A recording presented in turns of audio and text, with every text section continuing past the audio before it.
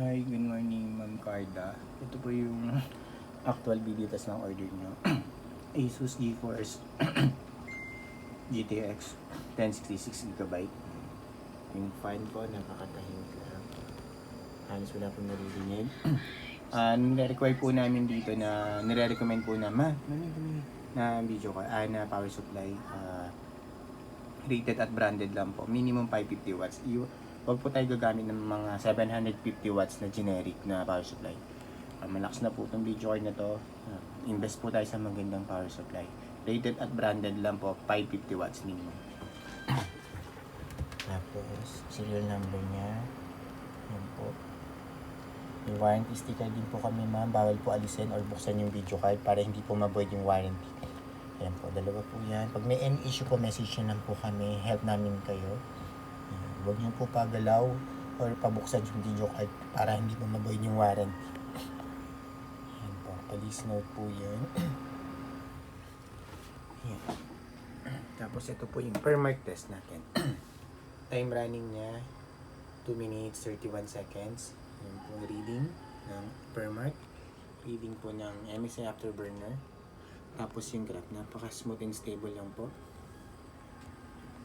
Yan, yung buong screen, wala pong kahit na anong issue, walang random start or random shutdown, walang hang and freeze, wala din pong BSOD at carb display na lumalabas. Napaka smooth and stable lang po niya man.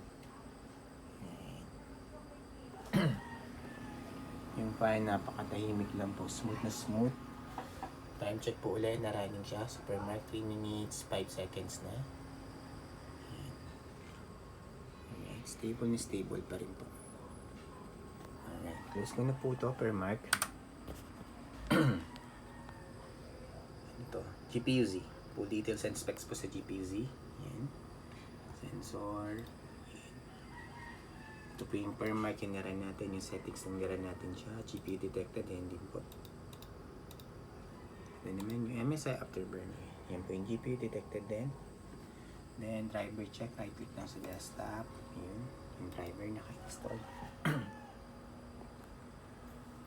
Alright. Yan. Wala pong problema sa driver. Na-install niyo po yan. Yan po. Tapos time and date checking naman. Open lang ako ng sunwing Chrome ko. Ano lang Chrome. Ayan. Maximize natin. Yan. 7:27 AM, Tuesday, December 16, 2025. Yan po yung card date and time natin.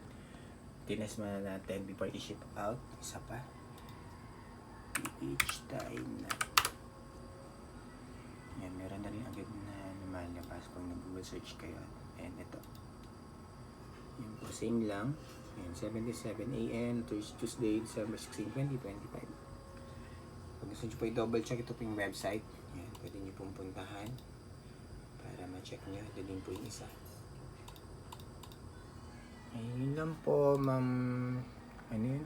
Kalimutan ko tuloy yung cardana. Tinabuksan natin. Laking baby ah.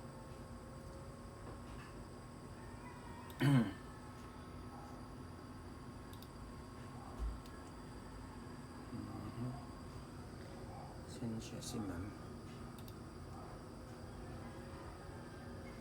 Ayan. Carddanos. Basta yun na. Yun lang po ma'am. Thank you.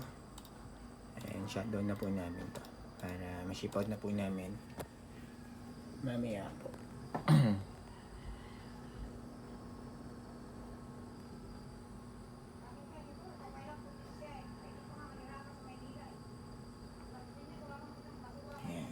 Shutdown na siya.